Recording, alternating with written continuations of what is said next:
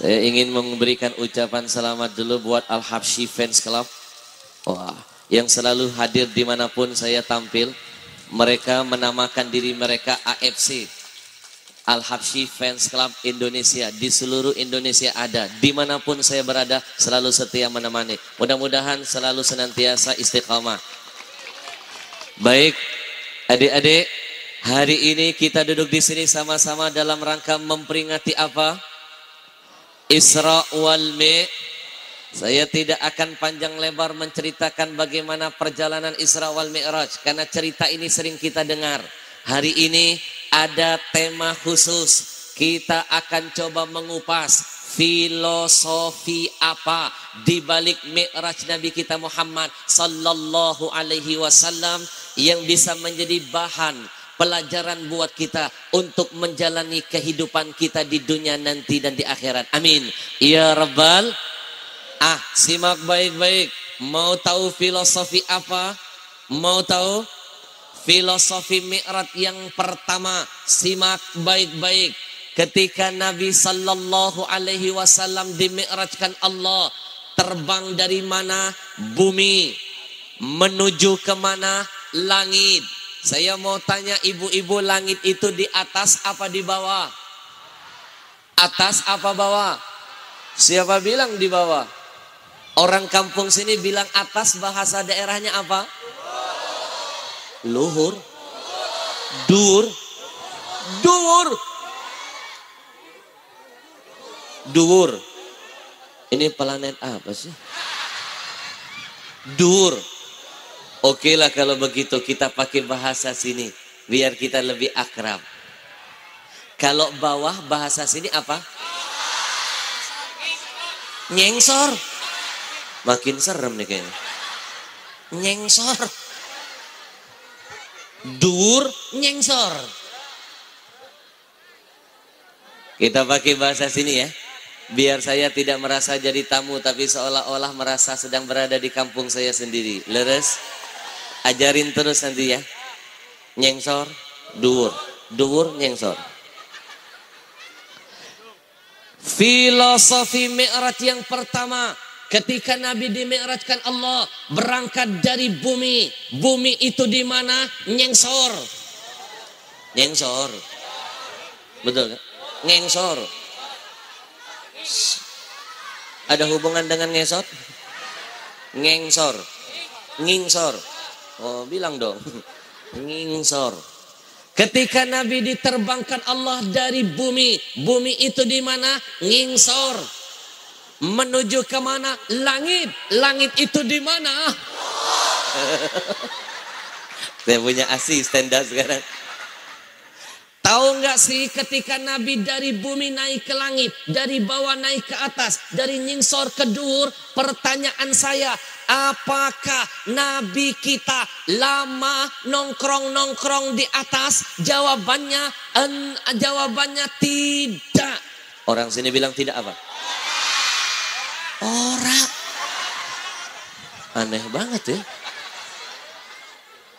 Bu, orang Arab kalau bilang tidak, bahasa Arabnya simpel.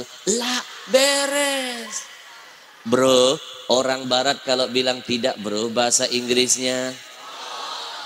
Emang saya nggak tahu. Please deh. No. Orang sini, ora. Kita pakai lagi bahasa sini ya. Biar saya tidak merasa jadi orang asing, tapi merasa seolah-olah sudah ketemu dengan keluarga saya sendiri. Alhamdulillah. Ketika Nabi diterbangkan Allah dari bumi menuju ke langit, dari bawah naik ke atas, dari nyingsor ke dur. Pertanyaannya, apakah Nabi lama nongkrong-nongkrong di langit? Jawabannya ora. Apakah Nabi ketika berada di atas lupa dengan umatnya yang ada di bawah? Jawabannya Nabi nggak lama, tahu di atas nggak lama. Nabi segera buru-buru turun. Lalu ditanya Allah, Muhammad, kenapa buru-buru turun? Nabi menangis sambil berkata, ya Allah, diri ini terbayang dengan nasib umatku yang ada di bawah. Aku terbayang dengan umatku yang ada di nyingsor. Hah? Ini terjemahan sekarang. Nyingsor. Ya Allah, aku teringat dengan umatku yang ada di bumi, ya Allah. Ini baru namanya pemimpin. Kalau lagi di atas, ingat-ingat dong dengan yang di bawah. Leres. Kalau lagi di atas, main-main dong ke bawah. Betul? Maaf ya, maaf pemimpin zaman sekarang. Saya udah keliling Indonesia, udah ketemu watak-watak pemimpin. Kebanyakan pemimpin zaman sekarang yang kompak ya kompak. Pemimpin sekarang kebanyakan kalau belum jadi sibuk turun semua ke bawah. Udah menang nongkrongnya cuma di atas. Enggak mau lagi duduk dengan rakyatnya. Padahal dia bisa berada di atas karena orang-orang di bawah. Padahal dia bisa jadi besar karena orang-orang kecil memilihnya. Makanya ibu tahu nggak bedanya pilkada dan pilkabe? Tahu nggak bedanya pilkada sama pilkabe? Yang anak-anak tutup telinganya. Kalau pilkada, begitu jadi langsung lupa, itu pilkada. Tapi kalau pilkabe, begitu lupa langsung pengalaman.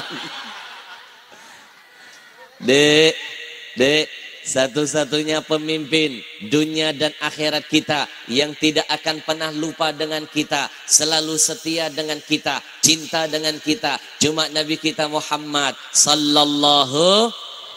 Salatullah salamullah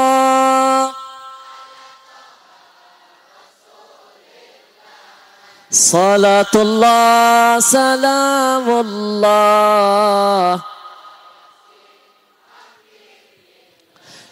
Coba lihat genteng, kenapa genteng berada di atas? Itu karena ada jasa tiang. Betul? Mana ada genteng bisa nongkrong di atas kalau bukan karena tiang? Mana mungkin ada bupati kalau bukan karena rakyat yang memilih? Betul? Mana mungkin ada Jokowi kalau bukan karena rakyat yang memilih? Betul? Mana mungkin ada presiden kalau bukan karena rakyat?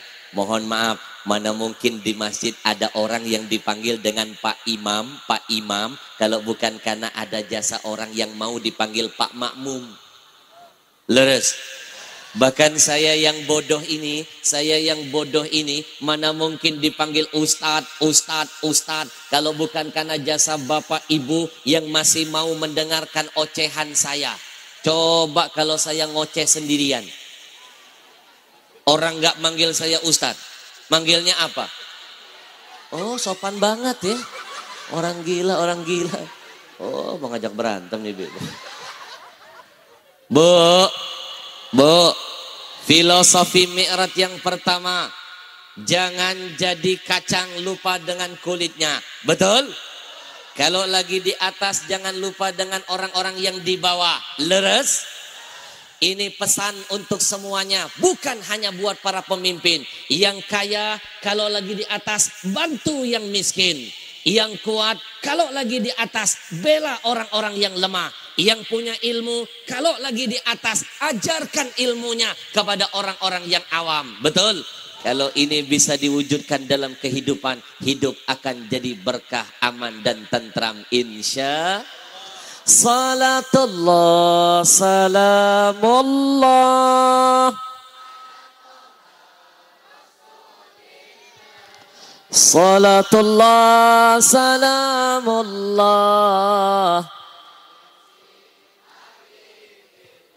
Singkat, padat, gak usah bertele-tele, yang penting intinya. Episode kedua.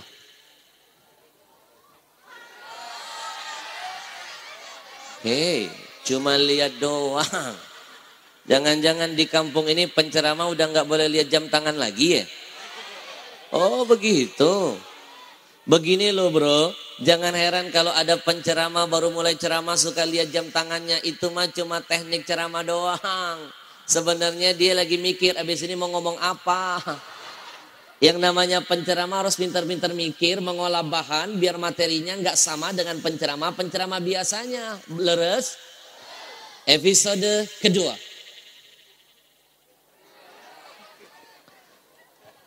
Ketika Nabi Sallallahu Alaihi Wasallam dimi'rajkan Allah,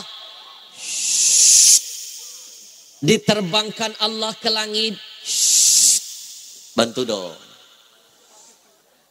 Nabi diperlihatkan Allah tentang surga. Lalu Nabi dipersilakan masuk ke dalamnya.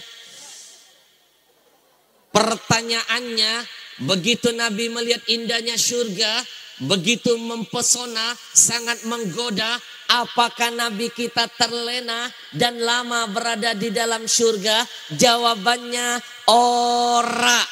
Leres? Apakah Nabi terleha-leha, terlena-lena, menikmati keindahan surga yang sungguh menggoda, lalu lupa dengan nasib umatnya yang ada di bumi? Jawabannya ora. Nabi enggak lama beraih di dalam surga, enggak lama. Nabi sebentar, Nabi buru-buru keluar. Ditanya Allah, Muhammad, Muhammad, kenapa buru-buru keluar? Nabimu menangis sayang sambil berkata, ya Allah, aku teringat dengan nasib umatku yang ada di bawah. Aku terbayang dengan penderitaan umatku yang ada di bumi, ya Allah. Dan aku Muhammad berjanji tidak akan pernah mau masuk ke surga ini kembali kalau engkau enggak janji dulu kepadaku, ya Allah. Semua umatku dijamin berkumpul bersamaku di dalam tempat yang indah ini. Subhanallah. Ini baru namanya pemimpin. Kalau senang ngajak-ngajak. Leres? Pemimpin sekarang kebanyakan. Yang kompak pemimpin sekarang kebanyakan. Giliran susah ngajak-ngajak rakyatnya. Giliran senang makan sendiri.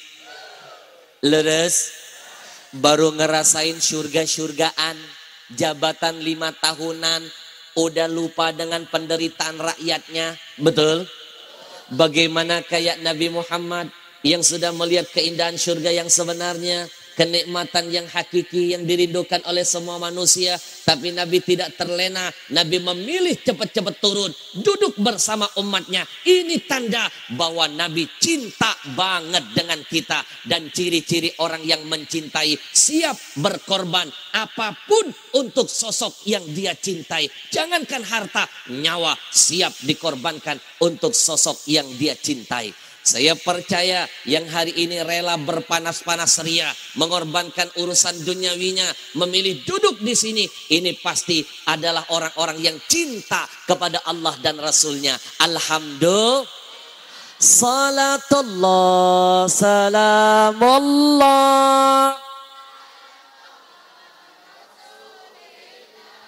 Salatullah, salamullah.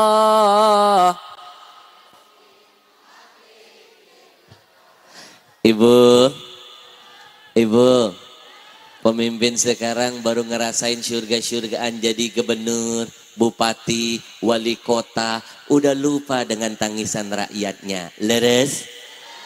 Gimana kayak Nabi yang sudah melihat surga yang sebenarnya? Ibu, satu-satunya manusia yang diperlihatkan Allah surga tidak terlena cuma Nabi. Coba kita bandingkan dengan Nabi Adam. Ibu kenal Nabi Adam? Di mana kenalannya? Di mana? Serem banget ada yang kenal Nabi Adam. Kalau ada yang kenal Nabi Adam berarti ibu makhluk purbakala. Adalah Nabi Allah Adam ketika tinggal di dalam surga. Nabi Adam sebenarnya terlena, tidak mau keluar dari surga karena berbuat salah. Allah keluarkan dari surga. Nabi Adam itu tereliminasi. Sebenarnya nggak mau keluar loh. Lihat Nabi Idris, kepengen lihat surga, dikasih lihat sama Allah. Begitu masuk terpesona, terlena. Nabi Idris nggak mau keluar dari surga. Cuma satu-satunya manusia. Begitu dikasih lihat tentang indahnya surga. Tidak terlena, tidak terpesona. Malah memilih cepat-cepat turun dan duduk bersama umatnya. Kenapa? Karena Nabi lebih cinta kepada kita. Keindahan, kenikmatan apapun tidak bisa menggeser rasa cinta Nabi yang begitu hebat kepada kita umatnya. Alhamdulillah. Salatullah, salamullah.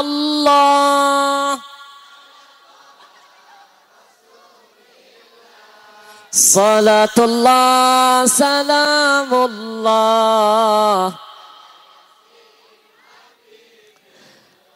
Pesan kedua di balik Mi'raj ngajarin apa? Jadilah pemimpin yang mau berkorban untuk rakyat, bukan ngorbanin rakyat. Leres, leres. Singkat, padat, episode ketiga. Minum dulu boleh nggak? Tapi jangan syirik ya. Syirik tanda tak mampu. Bismillahirrahmanirrahim. Aham. Maksud lo? Haus. Saya bukan haus. Begini loh. Yang ceramah siapa? Saya ora haus. Begini loh. Yang ceramah siapa? Yang kompak, yang ceramah siapa? Berarti yang capek nanti siapa? Yang keringetan? Yang bau? Enak aja, sampean. Yang ceramahkan saya ibarat mobil bro, saya mobil berjalan perlu isi bensin. Minum lagi ya. Kalian kan cuma duduk doang, udah duduk bisa ketawa, ibarat mobil mogok. Tidak isi bensin juga tidak jadi masalah. Minum lagi ya. Emang beda ya kalau minumannya sehat. Merek apa sih? Ajwa. Iklan nih. Bu, mohon doanya dong. Sekarang Al-Habsyi Teknologi sudah menghadirkan minuman sehat sendiri. Saya nggak mau lagi jadi donatur tetap Israel. Setiap kali saya ceramah, tangan saya megang minuman yang botolnya biru. Itu minuman milik Yahudi. Ibu beli, ibu minum, berarti kita donatur Israel. Karena usaha apapun yang dibangun Yahudi, untungnya buat Israel. Kita minum air mereka, dahaga kita hilang, tapi kita nggak sadar sedang menanam dahaga jangka panjang buat Palestina. Leres? Mohon doanya. Saya hadirkan air sendiri. Saya nggak malu-malu jualan air. Orang jual diri aja online. Leres?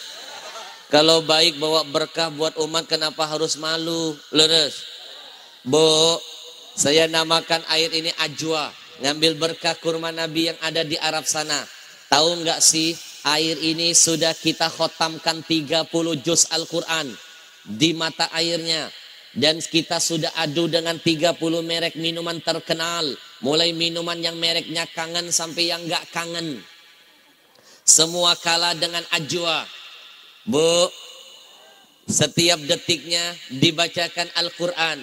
Saya membuktikan ternyata air itu sifatnya hidup. Pernah dengar penelitian di Jepang? Ada air yang didengarkan musik, membentuk kristal yang jelek.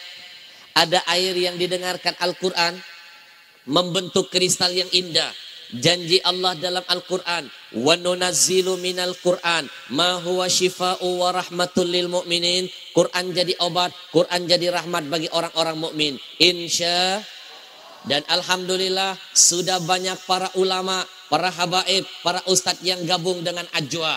Macam-macam, mulai dari Habib Rizik, Soulmate, semuanya udah gabung di Ajwa. Kita berjuang ingin memutuskan jaringan Yahudi masuk ke pengajian-pengajian kita. Siap bantu kami?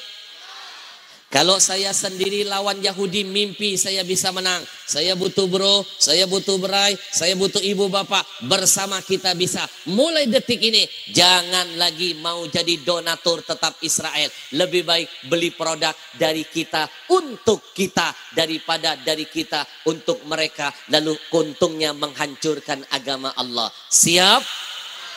Bu, air ajwa ini ada singkatannya loh. Ajwa, ajaib water. Nanti kita akan buktikan keajaibannya. Ada pelesetannya loh. Ajwa, AJWA. Al-Habsyi jual water aji.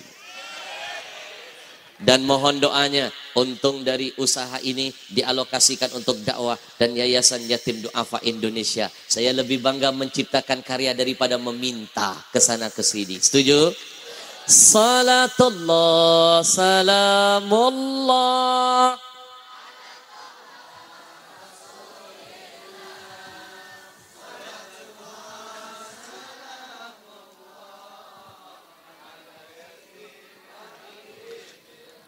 Filosofi Mi'raj yang ketiga, singkat saja. Ibu, Nabi pernah diterbangkan Allah ketika Mi'raj menembus level tertinggi. Level itu namanya Sidratil Mun. Tidak ada seorang pun yang pernah sampai ke level ini. Bahkan yang lebih TOP BGT, top bingit. Yang top bingit, Nabi ketemu dengan Allah yang maha tinggi.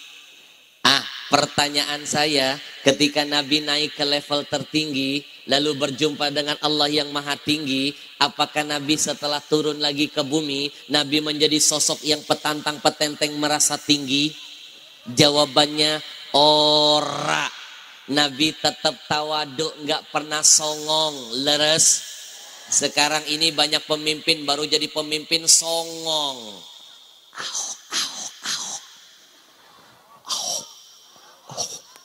Baru jadi gubernur aja songong. Belum nyampe kemana-mana, betul? Ngomongnya udah nggak ada aturan, nggak layak jadi pemimpin, betul? Pemimpin itu harus ngasih contoh, bukan cuma sikap, mulai dari ucapan. Jangan mentang-mentang dia gubernur ngomong seenak-enaknya, bikin seenak-enaknya. Kalau rakyat kecil main digusur. Tuh kalau berani reklamasi punya konglomerat, itu coba digusur, betul? Giliran luar Batang katanya rakyatnya nggak punya izin, ilegal. Yang lebih parah tuh reklamasi, bener-bener ilegal, nggak ada izin, berani bangun mendirikan, betul? Apalagi laut dikeruk, betul? Beraninya cuma sama rakyat kecil, sama orang konglomerat gak berani. Itu namanya seperti pisau, ke bawahnya tajam, ke atasnya tumpul, betul? Betul? Bu, kita doakan mudah-mudahan pemimpin yang zalim ini mudah-mudahan tidak sampai terpilih lagi nanti. Amin. Kita doakan saudara-saudara kita di Jakarta mudah-mudahan dapat hidayah. Yang selama ini mendukung dia mudah-mudahan dapat petunjuk. Ingat, kalau Indonesia Islamnya minoritas, boleh kita milih pemimpin yang non-muslim sebagai bentuk untuk mengamankan muslim lainnya. Siasat strategi ini masalahnya, Jakarta itu kita mayoritas, betul? Milih yang non-muslim hukumnya haram, karena masih banyak muslim-muslim yang lain yang pantas jadi imam bagi kita. Setuju? Jangan jadi penonton di lapangan sendiri. Jangan jadi penonton, jadi tamu di rumah kita sendiri. Betul? Bu, Nabi nggak pernah sombong. Orang kampung sini bilang sombong apa? Bahasa daerahnya apa? Tadi ada bahasa aneh. Onggongan. Onggongan. Sebentar, pelan-pelan. Onggongan. Nongkrongan. Susah amat sih. Onggongan. Gongan. Gongan. Guk guk guk gitu menggonggong. Susah amat sih.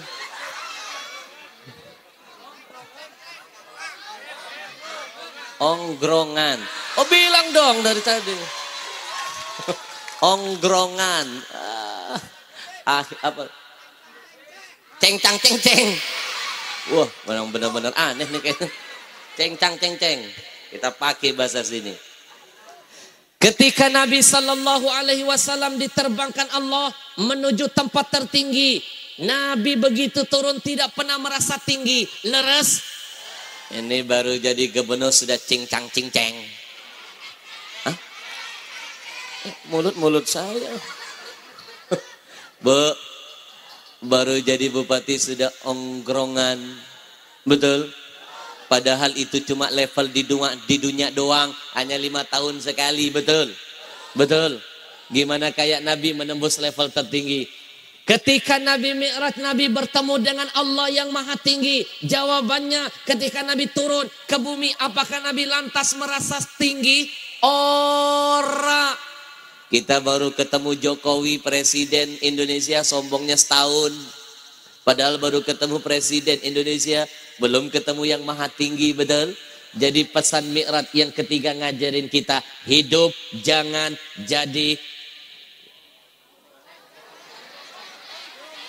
onggrongan, cengcang cengceng, nanti dicincang di akhirat, cincang cinceng. Hidup jangan jadi sombong, jangan jadi songong. Mohon maaf, apa yang bisa kita sombongkan di dunia ini? Punya pangkat mau sombong, hello. Yang kompak bantu saya, hello. Punya pangkat mau sombong, Allah, nggak malu dengan Allah, betul? Pangkat mah ada masanya, kalau pensiun mah nggak dilihat orang lagi, leres. Punya harta mau sombong, yang kompak, mau punya harta, baru punya harta sudah sombong. Nggak malu dengan korun yang hartanya seabrek-abrek. Coba lihat mana nasib korun. Karena sombong ditenggelamkan Allah. Dia dan hartanya tinggal legenda doang. Merasa paling punya power mau sombong. Apa nggak malu dengan Fir'aun? Kemana Fir'aun nasibnya tenggelam dalam laut. Cuma legenda doang. Betul? Merasa paling cantik mau sombong. Maaf ya, cantik ada batasnya. Kalau masih muda ibu tersenyum, memang banyak laki-laki tergoda. Tapi ingat kalau sudah jadi tua, satu kali aja senyum, berapa banyak laki-laki pingsan. Betul? Merasa paling kuat mau sombong, maaf. Kalau hari itu Allah kasih penyakit, kita nggak bisa ngapa-ngapain. Satu aja penyakit, Allah kasih penyakit stroke. Ibu pasti nggak bisa ngapa-ngapain. Tahu stroke? Itu berat. Segerobak aja berat, apalagi stroke. Segerobak aja berat, apalagi stroke. Betul? Jadi tidak ada yang bisa kita sombongkan di dunia ini, karena sombong itu pantasnya milik siapa? Allah yang memiliki segala-galanya. Kita cuma dititipi, bukan memiliki. Insya Bu, nanti kalau meninggal dunia pakaian kita sama loh. Jadi nggak ada yang perlu disombongin. Pakai kain kapan warna apa? Mau dia paling kaya, presiden, kain kapannya sama, warna putih. Saya nggak pernah dengar di Tegal ini ada ibu-ibu paling tajir, paling kaya, meninggal dunia, kain kapannya warna pink, bro. Payet, manik-manik, ada tulisan di tengahnya Hello Kitty. Mau kaya seperti apapun, pakaian kita sama menghadap Allah, hanya kain kapan putih, putih lambang kesederhanaan. Salatullah.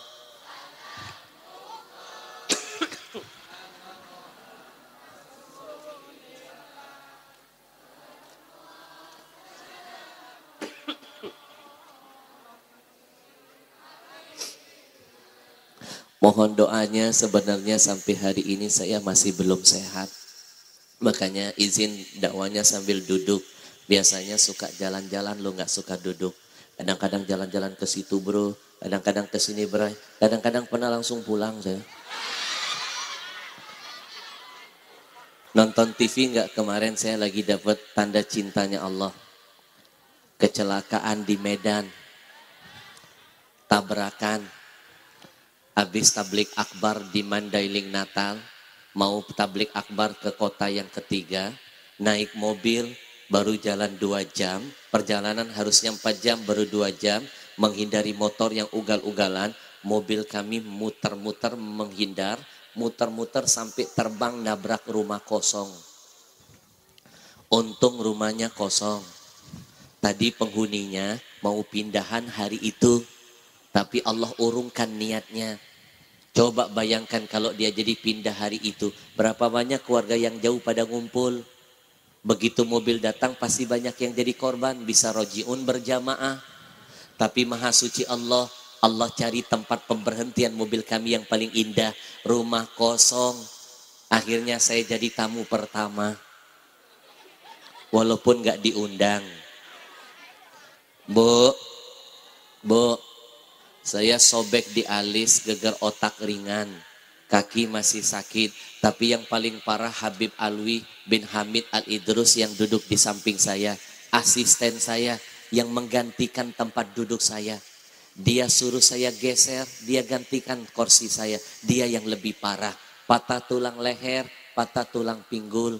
12 jam di rumah sakit, 12 jam di ruang operasi, 12 jam, 20 hari lebih di rumah sakit. Sekarang masih di kursi roda. Saya mohon keikhlasannya kita baca surah Al-Fatihah. Mudah-mudahan beliau dipanjangkan umurnya, diberikan kesembuhan segera, sehingga bisa berdakwah bersama kami. Ala hadhihin niyah wa ala kulli niyatin salihah. Kita doakan juga semua orang-orang tua kita, guru-guru kita, keluarga kita yang sakit. Mudah-mudahan Allah berikan kesembuhan. Bisirril Fatihah. A'udzu billahi minasyaitonir rajim. Bismillahirrahmanirrahim. Ar-Rahmanir-Rahim. Mohon keikhlasannya satu kali lagi kita baca surah Al-Fatihah. Ada permintaan dari teman-teman TNI, doa khusus untuk penugasan batalion 407 Fatma Kusuma ke Merauke. Kita doakan abang-abang kita ini mudah-mudahan selalu dalam lindungan Allah dalam menjalankan tugasnya dan jihadnya, dan setiap langkahnya mudah-mudahan dinilai pahala jihad di hadapan Allah. Mudah-mudahan sampai selesai penugasan bisa kembali berjumpa dengan keluarganya. Ala hadhihi niyah wa ala kulli niyatin salihah. Al-Fatihah. Bismillahirrahmanirrahim. Alhamdulillahi rabbil alamin. Ar-Rahmanir-Rahim. Ihdinas siratal mustaqim. Siratal ladzina an'amta 'alaihim ghairil maghdubi 'alaihim waladdallin. Amin. Lanjut. Biar makin semangat bersalawat dulu yuk. Salatullah salamullah Salatullah salamullah ala yasin habibillah tawassalna bi bismillah wa bil hadi wa kulli mujahidin lillah bi ahlil bad. Baik, filosofi yang keempat. Ingetin nanti siapa tahu masuk kuis. Ini pesan-pesan buat adik-adik remaja, pesan buat kalian pasang telinganya. Ketika Nabi sallallahu alaihi wasallam dimi'rajkan Allah, Nabi diterbangkan Allah dari bumi menembus 7 lapis langit dan dipertemukan Allah dengan nabi-nabi sebelumnya, nabi-nabi yang lebih senior. Kamu tahu nggak akhlak nabimu begitu indah? Nggak salah kalau Allah memujinya. Wa innaka la'ala khuluqin. Nabi menegur para senior.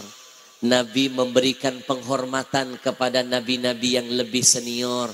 Ini pesan buat yang muda, hormati yang tua. Kalau ingin nanti masa tua kalian, banyak anak muda akan hormat kepada kalian. Insya Bu, sekarang ini kalau boleh jujur, Indonesia dilanda krisis akhlak. Anak muda sudah nggak hormat lagi kepada yang tua. Leres?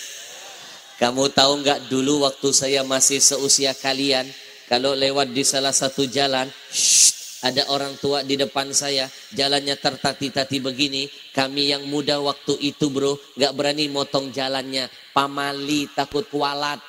Kita malah jagain tongkongkong dari belakang. Ayo mau kemana nih? Ayo, ayo. Takut ketiup angin. Nggak kayak anak-anak muda zaman sekarang, apalagi di ibu kota. Jalan di salah satu gang, ada orang tua di depannya, jalan tertati-tati begini, bukan cuma dipotong, ditabrak. Padahal yang tua-tua begitu bro, nggak perlu ditabrak, nunggu waktu doang. Leres? Lihat anak-anak zaman sekarang bu, kalau dimarahin orang tuanya, boro-boro diem, yang ada malah ngejawab. Leres? Kamu tahu nggak zaman saya dulu kalau dimarahin orang tua, jangankan membantah, ngangkat wajah, mandangin wajah orang tua sendiri nggak berani loh, takut kualat. Anak zaman dulu mah kalau disuruh diem cukup pakai nggak perlu pakai cubitan, bener nggak? Zaman dulu kalau anak-anak kita berisik cukup diginin doang, diem. Anak sekarang coba berisik kita gituin, dia ngejawab, apa lihat-lihat mah. Leres? Saya pernah seusia kalian loh. Saya pernah main bola di tengah lapangan. Asyik main bola, azan maghrib berkumandang, saya belum pulang bro. Ibu saya marah, keluar dari rumah, gak kayak ibu-ibu zaman sekarang teriak-teriak manggilin anaknya pakai gaya Tarzan. Ibu saya cukup diem, lalu berdiri di pinggir lapangan, hanya dengan gaya tangannya begini saja, sudah bikin saya anaknya keringetan. Ibu saya cukup begini doang. Kayak ada magnet menarik saya langsung mendekat, menundukkan kepala siap diomelin. Ibu saya langsung berkata, "Nak, kamu tahu kenapa ibu nggak pakai teriakan? Ibu malu dengan Allah. Teriakan azan, panggilan sholat, menghadap Allah Tuhanmu saja kamu abaikan, apalagi teriakanku. Sekarang kamu pulang ke rumah, dirikan sholat. Sekarang nak." Sebelum pulang saya dipeluk, dibacakan doa, doanya dari Al-Quran, diartiin, langsung menusuk ke hati. Rabbi habli minas salihin, jadikan anakku anak yang soleh ya Allah. Saya langsung pulang nangis, gak banyak bicara. Besok teman main bola saya heran nanya, hebat ibumu, tinggi ilmunya, diginiin doang langsung mendekat, dibacain Quran di kuping nangis. Saya bilang Quran dikupingin, kaki dicubit. Tapi walaupun dicubit, anak zaman dulu gak ada yang berani melawan. Leres? Bandingkan dengan akhlak anak-anak muda sekarang, main bola di tengah lapangan, azan berkumandang, masih belum pulang, ibunya teriak-teriak manggil dia nggak dijawab, ibunya kesel, masuk ke tengah lapangan, nguber-nguber anaknya jadi pemain tambahan. Kenapa bisa begini? Jawabannya krisis Astaghfirullah.